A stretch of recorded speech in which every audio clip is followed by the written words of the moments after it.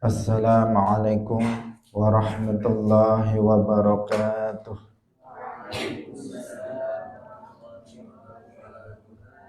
Alhamdulillahi rabbil alamin. Lahun ni'matu wa lahul fadlu wa lahul thana'ul hasan. Wa salawatullahil barrir rahim wal malaikatil muqarrabin ala sayyidina wa maulana Muhammadin wa ala alihi wa ashabihi tayyibin at-tahirin. Allahumma la sahla illa ma ja'altahu sahla wa anta taj'alul hazna idza syi'ta sahla. Allahumma arzuqna al-ikhlasa fi niyyati wal qawli wal amal wa ba'du. Ila Nabiyil Mustafa sallallahu alaihi wasallam wa ikhwanihi minal anbiya'i wal mursalin wa syuhada'i was salihin, khususan ila sultanil awliya Syekh Abdul Qadir Al-Jilani wa Syekh Ahmad Ar-Rifai wa Syekh Baha'iddin An-Naqsyabandi wa Syekhina Abdullah Al-Harari wa ila arwahi muassisi jam'iyyati Nahdlatul Ulama Syekh Muhammad Hashim Ash'ari wa Syekh Bisri Sansuri wa Syekh Abdul Wahhab Hasbuwah wa ila arwahi jami'i ahli al-qubur minal muslimin wal muslimat. Al-Fatihah. A'udzu billahi minasy syaithanir rajim. Bismillahirrahmanirrahim. Alhamdulillahi rabbil alamin. Ar-Rahmanir Rahim. Maliki yaumiddin. Iyyaka na'budu wa iyyaka nasta'in. Ihdinas siratal mustaqim. Siratal ladzina an'amta 'alaihim ghairil maghdubi 'alaihim waladdallin. Amin. Hadirin hadirat kaum muslimin muslimat, pemirsa Madu TV rahimakumullah. Alhamdulillah, kita bersyukur kepada Allah Subhanahu wa taala. Pada pagi hari ini Allah Subhanahu wa taala memilih kita untuk dianugerahi nikmatnya yang berupa taufik. Allah Subhanahu wa taala menciptakan kemampuan pada diri kita untuk bisa melaksanakan salah satu bentuk amal soleh, yaitu menghadiri majelis ilmu. Semoga Allah Subhanahu wa taala memberkahi majelis kita yang hadir mendapatkan ilmu yang manfaat, barokah fid dunya wal akhirah. Amin ya rabbal alamin. Salawat dan salam semoga tetap terlimpahkan kepada Nabi Agung Nabi Muhammad sallallahu alaihi wasallam, para sahabatnya, keluarganya, serta seluruh umat Islam yang mengikuti beliau ila yaumil qiyamah. Mari kita ikhlaskan niat kita masing-masing, kita ngaji lillahi ta'ala. Wa an Salamah bin al-Akwa'i radhiyallahu anhu qala.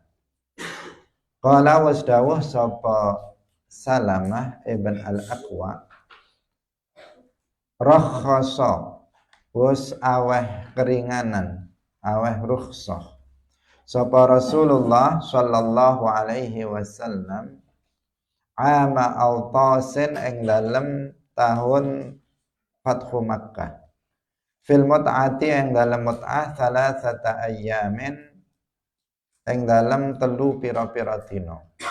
Summa naha nuli melarang sapa Kanjeng Nabi anha saking mut'ah. Rawahu Muslimun.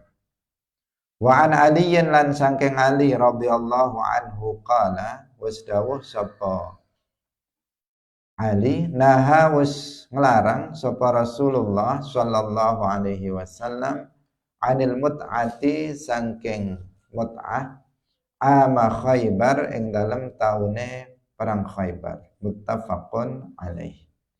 Wa anhu lan saking Ali radhiyallahu anhu anna Rasulullah satamane Rasulullah sallallahu alaihi wasallam iku naha wis nyegah sapa Rasulullah, ngelarang utawa nyegah sapa Kanjeng Nabi an mut'atin nisa'i saking nikah mut'ae pira-pira wadon wa an aklil khumuri lan saking mangan pira-pira keledai al ahliyati kang bangsa ahliyah yauma Khaibar ing dalem dinane perang Khaibar akhrajahu as-sab'atu illa Aba Dawud kejaba Abu Dawud.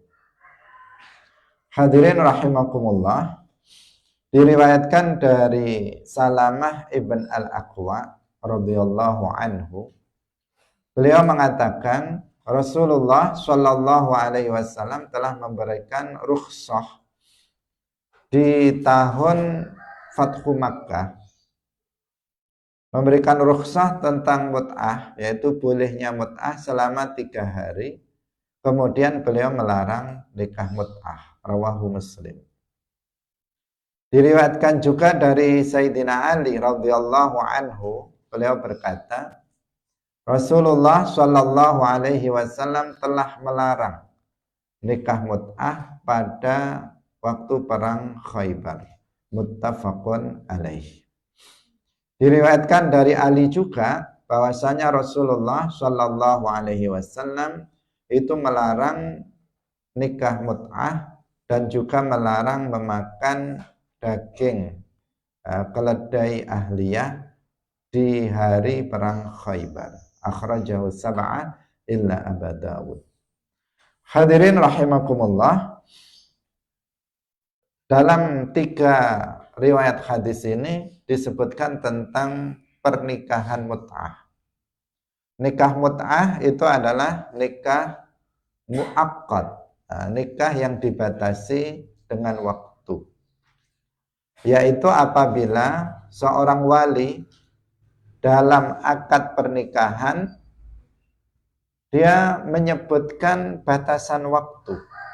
Baik batasan waktunya itu disebutkan secara jelas, maklum, diketahui, misalnya seminggu atau 2 minggu, 1 bulan, atau misalnya tidak diketahui, tidak ditentukan waktunya, tetapi dia menyebutkan waktu, dalam waktu misalnya sekian, dalam waktu tertentu, langsung disebutkan seperti itu, maka itu namanya nikahul mut'ah. Nikah mut'ah hukumnya adalah haram. Hukumnya haram. Sekarang nggak boleh bagi seorang laki-laki, perempuan melakukan pernikahan mut'ah.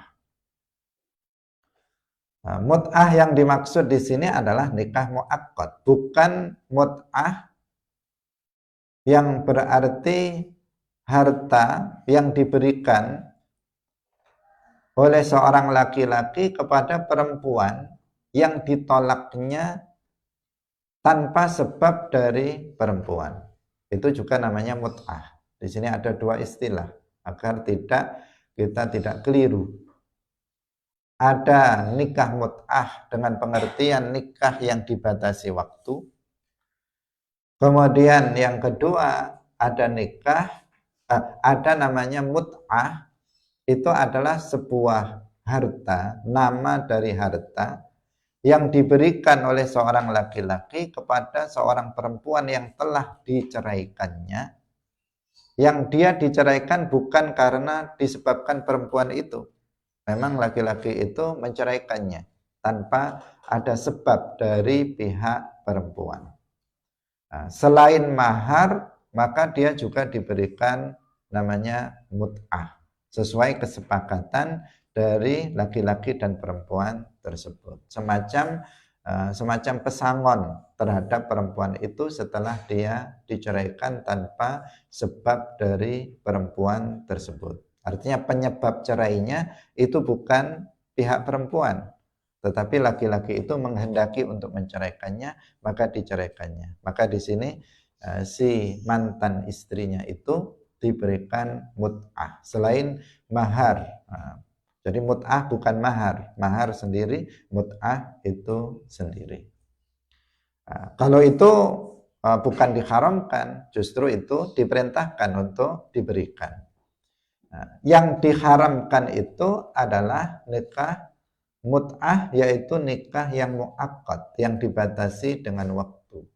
Yaitu apabila seorang wali dalam akad pernikahan, dia mengatakan, saya nikahkan kamu dengan putriku yang bernama ini, misalnya, dengan mahar sekian dalam jangka waktu 1 minggu, dalam jangka waktu sebulan, misalnya, dalam jangka waktu 1 tahun, dalam jangka waktu sehari semalam. Ini namanya mut'ah, nikahul mut'ah yang diharamkan.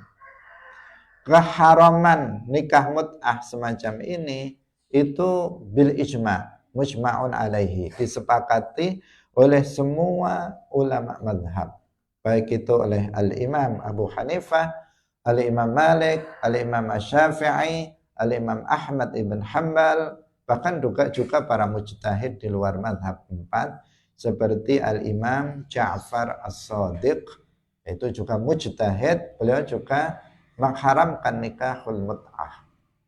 Bahkan beliau pernah mengatakan bahwa al-mut'atu hiya zina bi'ainihi, bahwa nikah mut'ah itu adalah zina, itu benar-benar zina, artinya dia pernikahannya tidak sah, dan hubungan yang dilakukan setelah akad pernikahan mut'ah itu adalah hubungan zina. Itu perkataan dari al-imam Ja'far as-Shadiq yang diklaim oleh mereka yang menghalalkan nikah mut'ah, yaitu kelompok Syiah. Ini kita perlu perjelas karena ada kelompok di luar ahli sunnah wal jamaah, yaitu kelompok Syiah.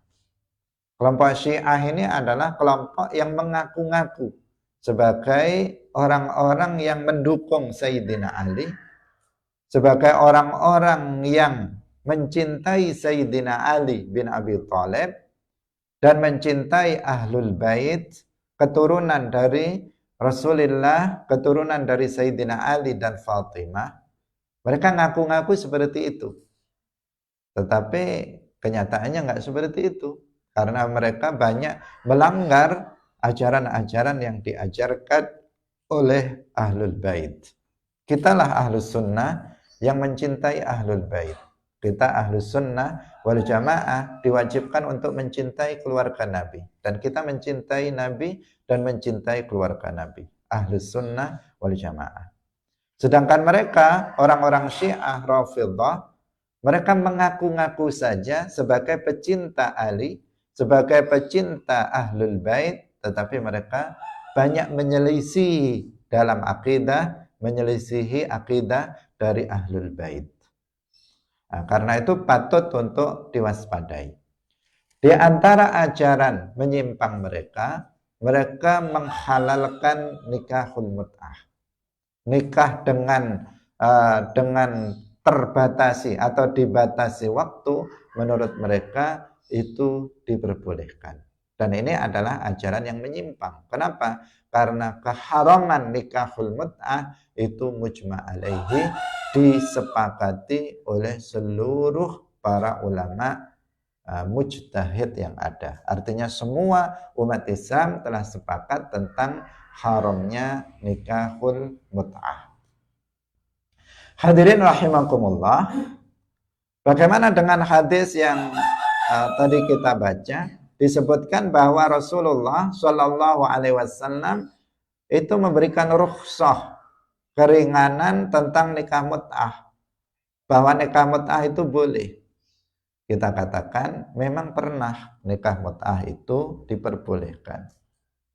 Nikah mut'ah pernah diperbolehkan, kemudian diharamkan, kemudian dibolehkan lagi, kemudian diharamkan ila yaumil qiyamah. Nah, jadi dalam sejarah Islam di saat Rasulullah Shallallahu Alaihi Wasallam masih hidup, nikah mut'ah pernah boleh, kemudian diharamkan oleh Nabi. Setelah itu dibolehkan, namanya dirukhsah. Rukhsah itu diberikan hukum ringan, hukum yang meringankan, bukan hukum azimah. Diperbolehkan nikah mut'ah itu, kemudian diharamkan lagi ila yaumil qiyamah. Artinya sudah nggak ada rukhsah lagi setelah itu, haram nikahul mut'ah sampai hari kiamat nanti. Nah, disebutkan di sini bahwa pada saat tahun perang Fathu Makkah, selama 3 hari diberikan rukhsah boleh untuk nikahul mut'ah, kemudian setelah itu dilarang.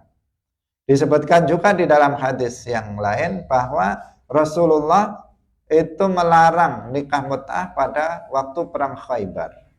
Itu dilarang atau diharamkan oleh Rasulullah Shallallahu Alaihi Wasallam. Nah, maka dalam hadis berikutnya nanti dikatakan secara sharih, secara jelas bahwa pengharaman nikahul mut'ah itu ila yaumil qiyamah, sampai datangnya hari kiamat. Artinya selamanya nikahul mut'ah itu diharamkan oleh Rasulullah Shallallahu Alaihi Wasallam. Di sini ada syubhah yang dilontarkan oleh mereka yang pro nikah mut'ah, oleh mereka yang menghalalkan nikah mut'ah, yaitu kelompok Syiah. Syubhah yang mereka mengatakan nikah mut'ah itu Nabi menghalalkannya. Yang mengharamkan nikahul mut'ah menurut mereka itu adalah Sayyiduna Umar bin Khattab radhiyallahu anhu. Menurut mereka, Sayyiduna Umar itu mengharamkan sesuatu yang dihalalkan oleh Nabi. Maka mereka mengkritik Sayyidina Umar, mengatakan gimana Umar mengharamkan sesuatu yang dihalalkan oleh Nabi. Menurut mereka Nabi itu menghalalkan mut'ah, nikah mut'ah, tapi Umar dia yang pertama kali mengharamkan nikahul mut'ah. Jadi mereka menuduh Sayyidina Umar mengharamkan sesuatu yang dihalalkan oleh Nabi. Tentu saja pernyataan seperti ini tidak benar. Berdasarkan hadis-hadis yang kita baca ini menunjukkan bahwa Rasulullah Shallallahu Alaihi Wasallam itu memang pernah menghalalkan mut'ah, tetapi kemudian beliau mengharamkannya. Ini ada namanya an-nasikh wal mansukh. Nasikh wal mansukh itu berlaku di saat Nabi masih hidup, di saat wahyu masih turun. Itu dimungkinkan adanya an-nasikh wal mansukh. Hukum yang awal dirubah dengan hukum yang berikutnya. Itu dimungkinkan dan banyak seperti itu. Seperti misalnya berziarah kubur. Di awal Islam, ziaratul kubur dilarang. Nabi mengatakan, kuntu nahaitukum an ziyaratil kubur ala fazuruha. Dahulu aku itu melarang kalian untuk berziarah kubur, sekarang kalian berziarahlah. Berarti hukumnya dirubah. Yang asalnya haram menjadi boleh. Nikah mut'ah ini perubahannya malah berkali-kali. Awalnya nikahul mut'ah itu boleh, kemudian diharamkan, kemudian dibolehkan, kemudian diharamkan ila yaumil qiyamah. Nah, itu tahapan pengharaman dari nikahul mut'ah. Hanya saja ketika nikahul mut'ah ini diharamkan karena tahapannya begitu ya. Halal haram.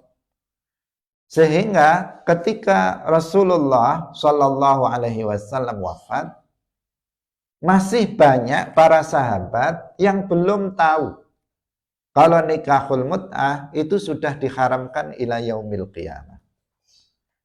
Nah, di saat Sayyiduna Abu Bakar As-Siddiq radhiyallahu anhu menggantikan Nabi wafat, digantikan oleh Sayyiduna Abu Bakar. Di saat itu Sayyiduna Abu Bakar itu fokus dengan memerangi orang-orang yang murtad, memerangi mereka yang mengaku-ngaku menjadi nabi seperti Musailimah al-Kadzab dan lainnya.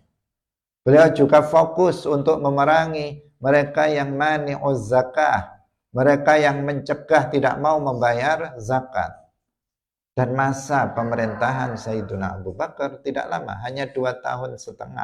Kira-kira 2,5 tahun, dan beliau fokus dengan adanya para pembangkang-pembangkang ini. Nah, sehingga tidak terlihat di saat itu adanya orang-orang yang belum memahami tentang masalah ini, tentang masalah nikah. Pahamnya mereka ya masih halal begitu saja. Nah, sampailah kemudian setelah Sayyiduna Abu Bakar wafat digantikan oleh Sayyiduna Umar bin Khattab radhiyallahu anhu. Beliau memerintah menjadi khalifah dalam jangka waktu yang lama, sekitar 10 tahun. Beliau menjadi khalifah. Dan kondisinya setelah Sayyiduna Umar memegang kekhilafahan, itu kondisinya sudah normal. Kondisi umat Islam sudah normal.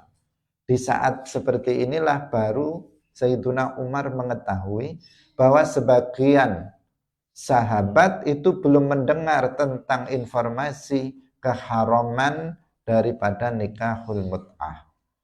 Bahwa Nabi sudah mengharamkan nikah mut'ah sampai kiamat, ada sebagian yang nggak tahu. Bahkan sebagian hukum bukan hanya nikahul mut'ah, tentang minum khamr pun ada sebagian di antara mereka yang nggak tahu. Dikira minum khamr itu orang diberi pilihan, boleh untuk melakukannya dan boleh untuk tidak melakukannya. Termasuk tentang nikahul mut'ah. Sebagian mereka menganggap Nabi masih menghalalkannya. Belum mendengar bahwa Nabi itu mengharamkannya. Nah, dulu kan belum ada media sosial. Kalau sekarang seseorang berfatwa, misalnya langsung di-share lewat media sosial, banyak orang yang tahu. Itu pun nggak semua orang, ada juga yang nggak tahu. Karena dia nggak melek medsos, dia nggak punya media sosial, sehingga dia nggak tahu. Tetapi sekarang lebih mudah untuk penyebaran fatwa, seandainya ada fatwa. Nah, kalau dulu nggak ada, Nabi hanya bersabda saja menyampaikan kepada para sahabat, dan bisa jadi nggak semua sahabat hadir di situ. Sehingga banyak di zaman Sayyidina Umar baru diketahui. Sebenarnya pemahaman mereka sudah sejak zaman Nabi, zaman Abu Bakar, tetapi baru diketahui pemahaman salah itu di zaman Sayyidina Umar bin Khattab radhiyallahu anhu. Nah, setelah Sayyidina Umar tahu kenyataan itu, bahwa banyak para sahabat yang belum mengerti, belum mendengar tentang keharaman nikahul mut'ah, baru kemudian beliau menyebarkan hukum ini. Disebar-sebarkan kepada masyarakat, para sahabat, bahwa nikah mut'ah itu haram. Inilah yang dijadikan sebagai dasar oleh orang Syiah, bahwasanya Sayyiduna Umar itu yang mengharamkan nikah mut'ah. Padahal Sayyiduna Umar hanya menyebarkan hukum yang sudah ditetapkan oleh Rasulullah Shallallahu Alaihi Wasallam. Beliau hanya bahasa sekarang hanya menviralkan tentang keharaman nikah mut'ah. Bukan beliau yang menetapkan hukumnya. Nabi yang menetapkan hukumnya. Sayyidina Umar yang menviralkan tentang fatwa hukum haram nikah mut'ah dari Rasulullah Shallallahu Alaihi Wasallam. Tapi kemudian sengaja disampaikan bahwa Sayyidina Umar lah yang pertama kali mengharamkan nikah mut'ah. Hadirin yang dirahmati oleh Allah Subhanahu wa Ta'ala. Ini penjelasan dari 3 hadis tersebut. Karena dalam 3 hadis itu dikatakan pernah dirukhsah di perang Fathu Makkah 3 hari, kemudian dilarang. Kemudian di perang Khaybar itu ada pelarangan secara jelas terhadap nikahul mut'ah. Nah, sekarang kita lanjutkan pada hadis berikutnya, masih tentang mut'ah. Wa an Rabi' ibni Sabrata an abihi radhiyallahu anhu anna Rasulullah satamane Rasulullah sallallahu alaihi wasallam iku qala dawuh sapa Rasulullah ini satemene ingsun iku kuntu ana sapa ingsun iku adzintu awe izin sapa ingsun lakum maring sira kabeh fil istimta'i ing dalem nikah mut'ah maksudnya gitu kalau asalnya amrih nikmat-nikmat minan nisa'i sangking pira-pira wadon wa innallaha qad harrama lan satemene Allah iku qad harrama temen-temen wis ngaramaken zalika ing mangkono-mangkono mut'ah ila yaumil qiyamati maring dina kiamat. Faman mongko utahe sapane wong iku kana ana iku indahu ing dalam ngersane man minhunna sangking nisa apa syai'un suci-wici fal yukhli mongko becik ngosongaken sapa man sabilaha ing dalane nisa atau mar'ah wala ta'khudhu lan aja ngalap sapa sira kabeh idza ataitumuhunna tatkalane wis nekaaken sapa sira kabeh ing nisa syai'an ing suci-wici akhrajahu Muslim wa Abu Dawud wa Nasa'i wa Ibnu Majah wa Ahmad wa Ibnu Hibban. Diriwayatkan dari Rabi' ibn Sabrah dari ayahnya radhiyallahu anhu bahwa Rasulullah shallallahu alaihi wasallam bersabda, sesungguhnya aku itu dulu memberikan izin kepada kalian. Dulu aku memberikan izin kepada kalian untuk nikah mut'ah terhadap kaum perempuan. Al-istimta' minan nisa. Dan sesungguhnya Allah benar-benar telah mengharamkan hal itu, yaitu nikah mut'ah, ila yaumil qiyamah, sampai di hari kiamat. Perhatikan di sini apa? Nabi dengan kalimat yang sharih, dengan pernyataan yang jelas, tegas, beliau mengatakan ada qad harrama, ada kata-kata qad ini fungsinya apa? Untuk menegaskan, untuk memperkuat. Qad harrama, benar-benar Allah telah mengharamkan nikah mut'ah. Ditambahi ila yaumil qiyamah, sampai hari kiamat. Berarti sudah nggak ada rukhsah lagi setelah itu. Nggak ada rukhsah lagi.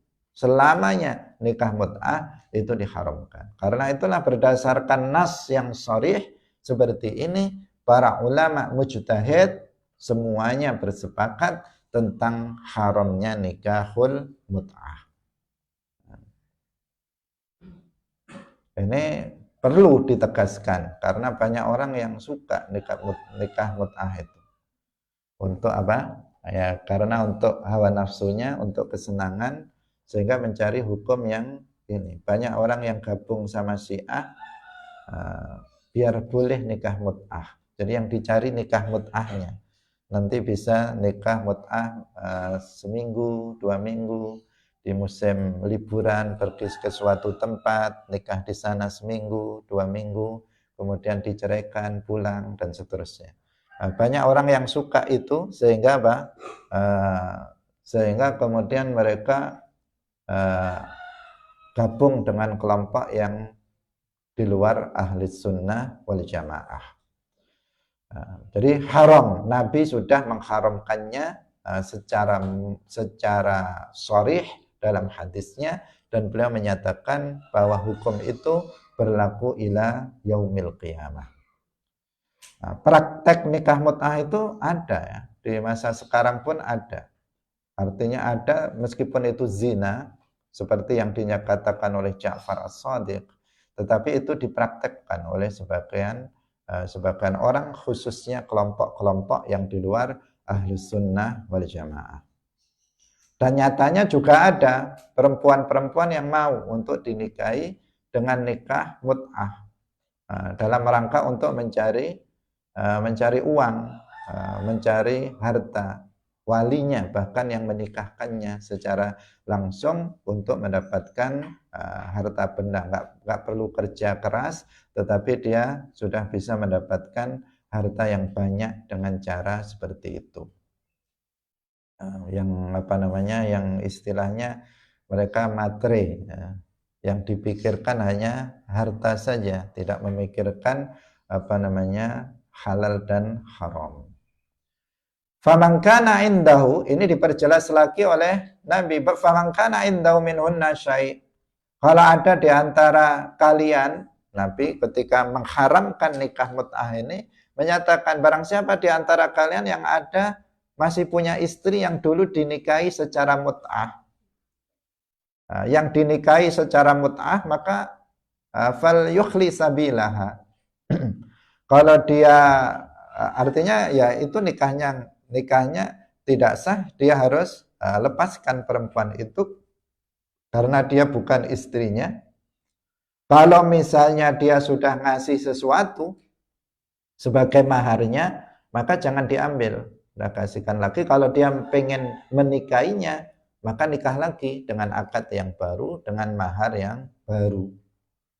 Nah, karena yang tadi itu nikah mut'ahnya tidak sah, maka dilepaskan. Kalau terlanjur sudah dikasih mahar, ya jangan diambil.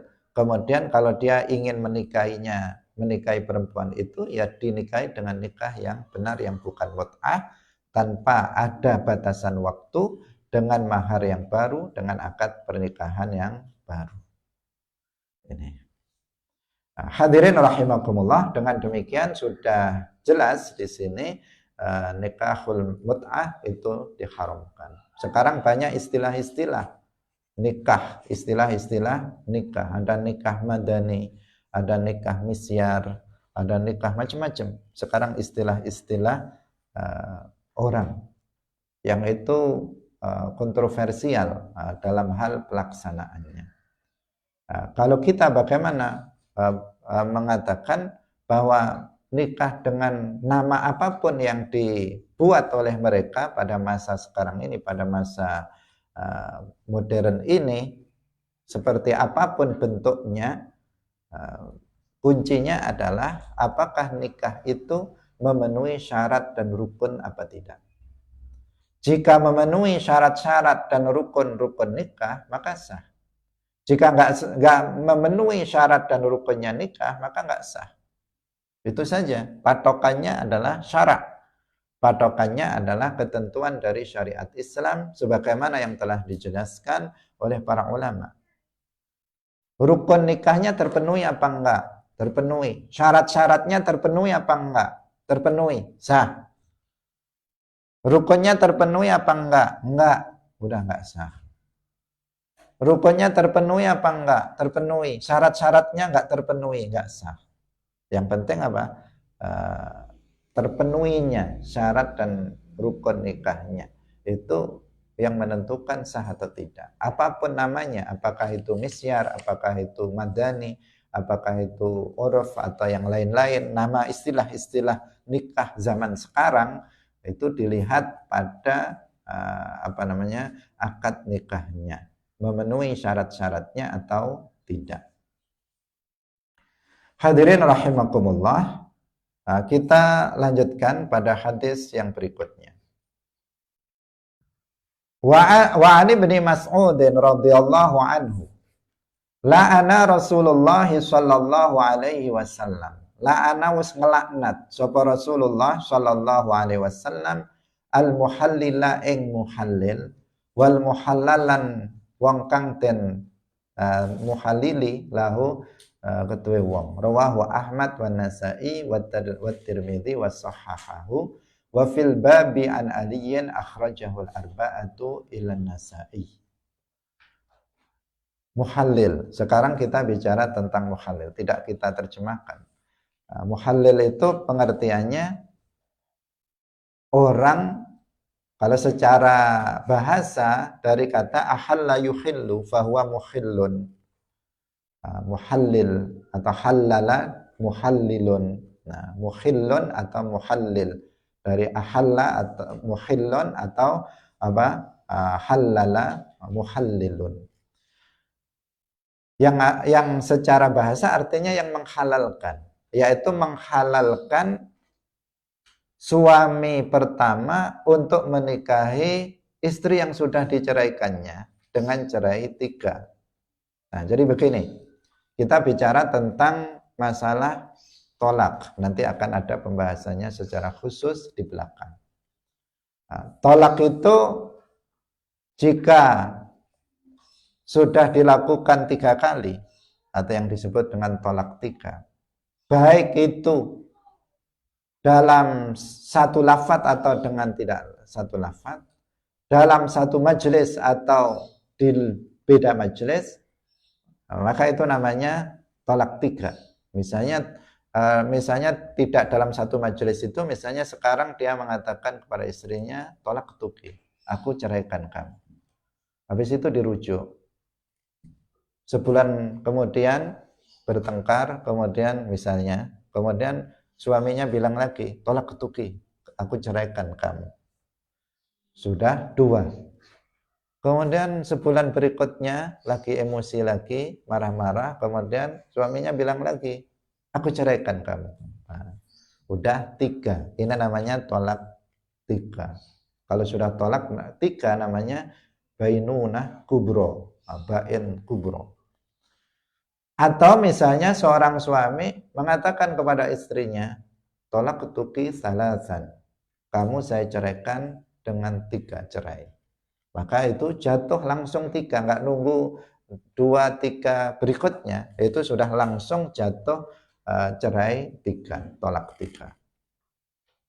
Atau dalam satu majelis secara berurutan dia mengatakan tolak ketuki, tolak ketuki, tolak ketuki 3 kali. Dia mengatakan aku ceraikan kamu, aku ceraikan kamu, aku ceraikan kamu. Dia mengatakan begitu 3 kali, diulang 3 kali. Jika dia berniat dalam hatinya untuk mengulang, maka ini jadi 3. Tapi kalau dia berniat untuk yang kedua dan ketiga, itu litakid, untuk memperkuat yang pertama. Kayaknya istrinya kurang paham. Kemudian dia bilang, saya ceraikan kamu. Toleh-toleh nggak paham, saya ceraikan kamu, saya ceraikan kamu. Sampai 3 kali dalam rangka untuk memperkuat yang pertama, maka ini jatuh 1. Tapi kalau tujuannya untuk mengulang yang pertama, maka jatuh 3. Bisa difahami ya? Bentuknya tolak 3. Nah. Jadi perempuan yang sudah diceraikan dengan tolak 3, maka nggak boleh dinikahi oleh mantan suaminya kecuali setelah melalui 5 tahapan. Nah, yang ini tidak bisa direkayasa, 5 tahapan. Yang pertama, perempuan itu sudah menikah dengan laki-laki lain setelah habis masa iddahnya. Jadi masa iddah dari suami pertama sudah habis, kemudian dia menikah dengan suami yang lain, dengan laki-laki yang lain. Kemudian setelah menikah dia sudah dijima. Nah, keduanya sudah dijima oleh suami yang kedua. Setelah itu diceraikan oleh suami yang kedua. Setelah itu habis masa iddah dari suami yang kedua. Dan yang terakhir dia bisa menikah lagi dengan akad pernikahan yang baru. Nah, jadi habis masa iddahnya dari suami pertama, sudah menikah dengan orang yang lain, kemudian sudah digauli, sudah dijima oleh suami yang kedua, kemudian sudah diceraikan oleh suami yang kedua, kemudian yang kelima sudah habis masa iddah dari suami yang kedua. Nah, ini baru suami yang pertama boleh untuk menikahinya kembali dengan akad pernikahan yang baru. Nah, laki-laki yang kedua, suami yang kedua tadi itu namanya muhallil. Nah, karena seakan-akan dengan sebab dia menikahinya, maka menjadi halal perempuan tersebut untuk dinikahi oleh mantan suaminya yang pertama. Nah, sehingga dia disebut sebagai muhallil. Nah, pada dasarnya menjadi muhallil itu nggak haram, asal dia alamiah dan sesuai dengan akad pernikahannya itu alamiah. Alamiah artinya sesuai dengan ketentuan syara, itu tidak ada larangan. Misalnya ada seorang perempuan itu sudah diceraikan 3 oleh suaminya, kemudian kamu menikahi perempuan itu dengan akad biasa. Dengan akad biasa sesuai dengan ketentuan syara. Kemudian setelah 1 tahun kamu mau menceraikannya. Setelah itu, setelah habis masa iddahnya, dalam hal itu kemudian dalam pernikahan kamu menggaulinya misalnya, menjimaknya, kemudian kamu menceraikannya habis masa iddah, kemudian suami pertama datang untuk menikahinya, maka itu enggak masalah. Suami yang kedua juga enggak berdosa, enggak dilarang. Nah, enggak ada larangan. Asalkan tadi apa? Sesuai dengan ketentuan syara. Atau misalnya dalam hati sudah ada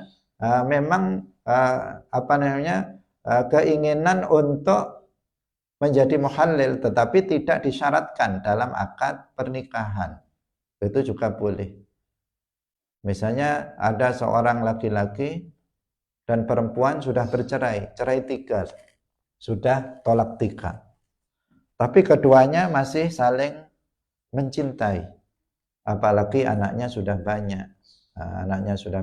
Keduanya sudah saling mencintai sudah sejak lama. Kemudian karena sesuatu hal, karena suaminya itu emosional, sehingga sedikit-sedikit ngomongnya, saya pegat kamu, saya ceraikan kamu, maka akan jatuh. Meskipun suami mengucapkan kata cerai dalam keadaan emosi, itu kan tetap jatuh cerainya. Sehingga sampailah 3 kali, padahal keduanya masih berstatus sebagai keduanya masih saling mencintai dan nggak ingin berpisah. Tapi fakta mengatakan dia sudah berpisah 3 dan nggak ada kesempatan. Kemudian dia datang, misalnya datang kepada orang yang paham. Ini misalnya, karena kalau datang kepada orang nggak paham ya nggak paham. Ini kan biar datang kepada orang yang paham terkait masalah hukum misalnya. Bilang curhat, misalnya curhat. Kami ini sebenarnya kami ini sangat saling mencintai satu dengan yang lainnya. Kami nggak mau pisah. Tapi nyatanya kami sudah pisah karena kecerobohan suami. Dia ngomong semaunya sehingga terjadilah cerai kami. Gimana ini? Kami nggak mau pisah kami. Tapi nyatanya kami sudah pisah. Sementara dia pokoknya istilahnya dia mengadukan curhat seperti itu. Kemudian dia sama-sama paham ilmu agama, sama-sama paham ilmu agamanya. Yang kedua itu paham ilmu agamanya, yang dicurhati juga paham ilmu agamanya. Kemudian di hati yang dicurhati ini laki-laki misalnya, ustadz misalnya atau siapa.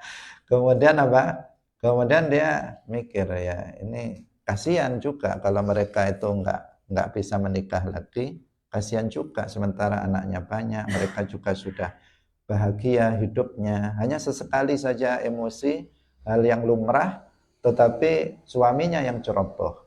Nah, kemudian dia bilang, kalau gitu biar saya nikahi saja istrimu misalnya. Tapi paham itu mungkin mau memberi jalan keluar kepada dia dengan menjadi seorang muhallil. Artinya akhirnya dinikahi tanpa ada ini dan itu. Nikah dengan pernikahan yang sah, kemudian dengan syarat dan rukun yang terpenuhi, kemudian setelah itu 1 minggu diceraikan. Habis iddah boleh untuk dinikahi. Itu enggak masalah. Yang seperti itu tidak masalah. Yang masalah di sini yang diharamkan itu apabila ada disyaratkan di situ.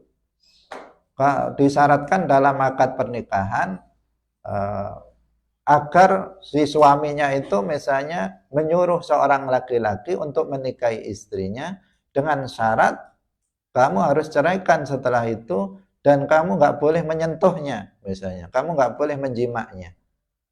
Digitukan sama dia, saya kasih kamu uang misalnya 1 juta, nikahi istri saya, tapi cuman pura-pura saja. Setelah itu nggak boleh kamu menjimaknya dan kamu harus langsung menceraikannya. Nah, setelah itu apa? Dilakukan yang seperti itu. Maka muhalil yang kayak begini ini yang apa namanya, yang tidak diperbolehkan, yang dilarang, yang dilaknat itu perempuan apa namanya, muhalil yang seperti ini. Dia memang mencari uang dengan misalnya ya, di antara motifnya biar dia bisa mendapatkan uang dalam rangka membantu seseorang agar orang tersebut bisa menikahi kembali istrinya. Padahal itu nggak akan jadi. Kalau karena tadi ada ketentuan harus sudah dijima.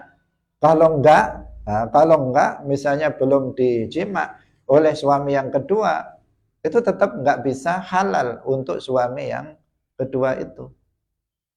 Tidak menjadi halal dengan sebab itu.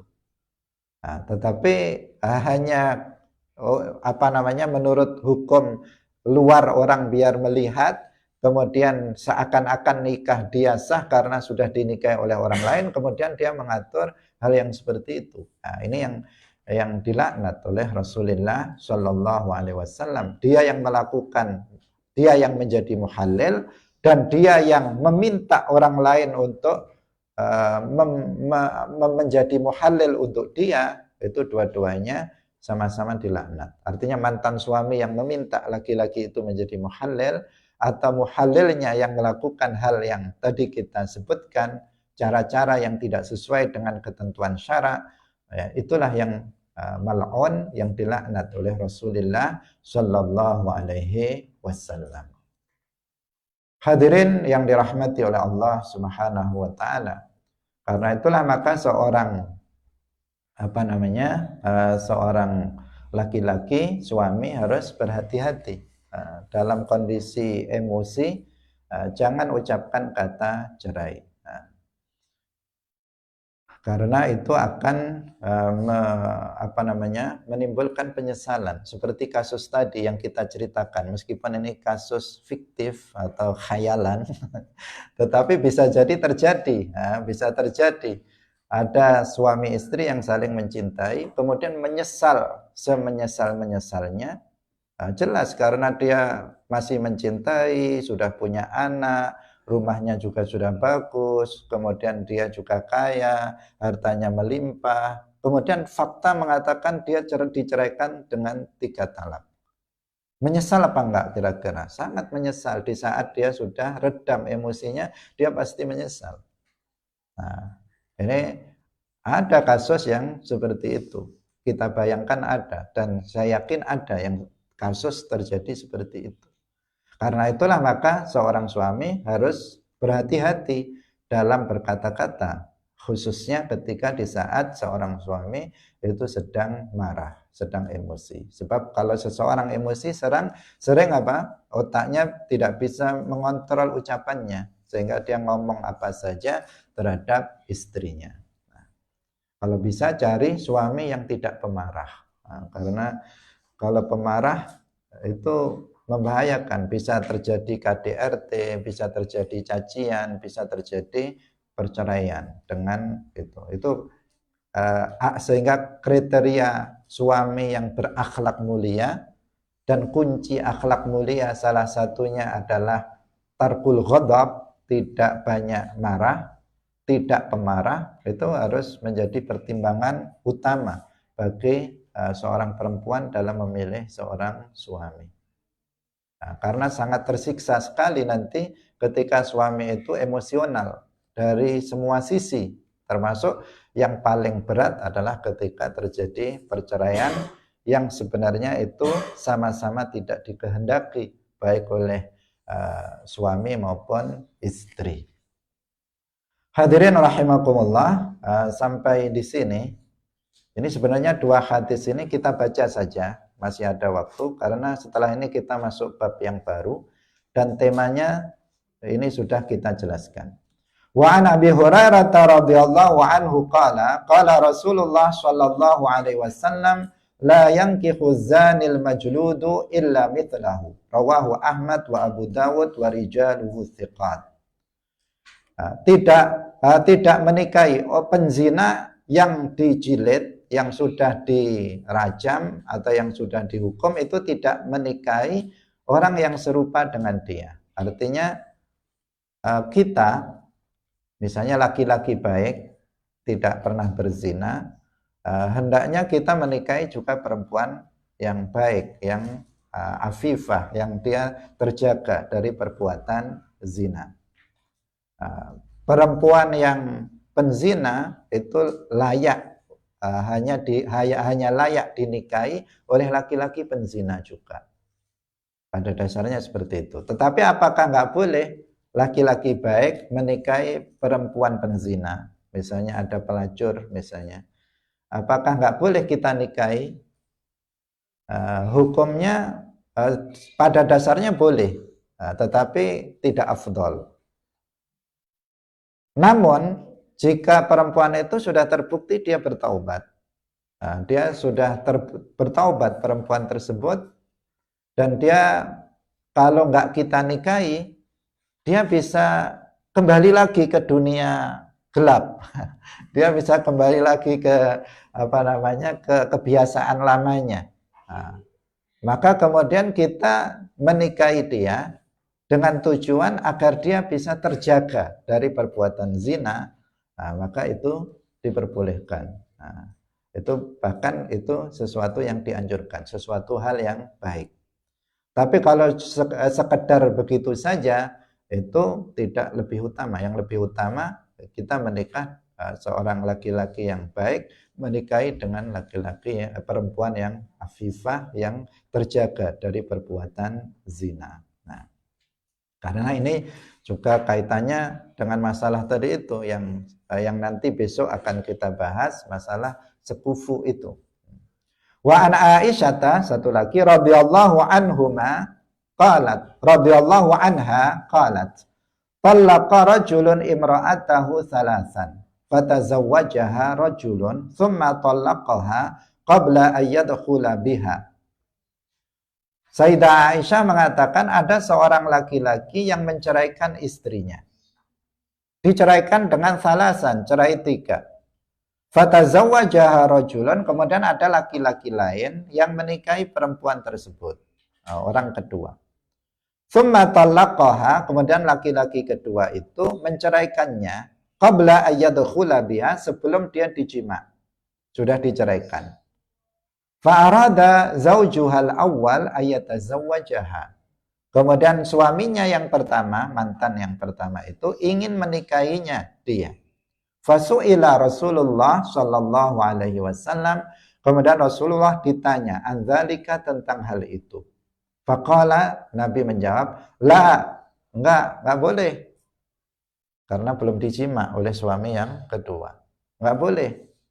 Hatta yadzuqal akharu min usailatiha ma dzaqal awwalu. Tidak boleh.